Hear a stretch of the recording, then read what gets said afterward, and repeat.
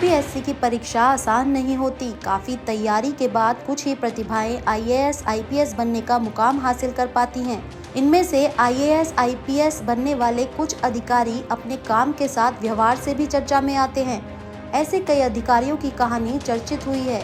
कुछ अपने अच्छे कामों की वजह से तो कुछ भ्रष्टाचार या अन्य गलत कारणों की वजह से सुर्खियों में रहे। लेकिन जिस पुलिस अधिकारी के बारे में हम आपको बताने जा रहे हैं, उसकी कहानी हमेशा चर्चा में रहती है। ये कहानी है यूपी पुलिस के पूर्व आईजी डीके पांडा की, जिनका पूरा नाम है देवेंद्र किशोर पांडा।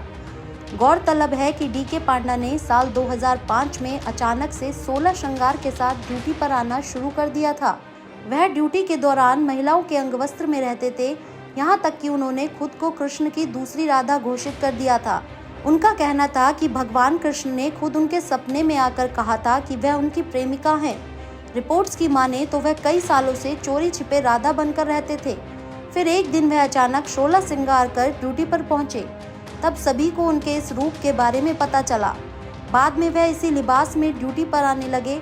उनके इस आचरण की वजह से यूपी पुलिस को काफ़ी शर्मिंदगी भी झेलनी पड़ी थी।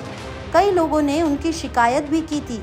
आखिरकार उन्होंने साल 2005 में ही अपने पद से इस्तीफा दे दिया। उन्हें 2007 में रिटायर होना था, लेकिन 2 साल पहले ही उन्होंने वीआरएस ले लिया। बता दें कि डीके पांडा 1971 बैच के आईपीएस अधिकारी थे। वह मूल रूप से उड़ीसा के रहने वाले थे।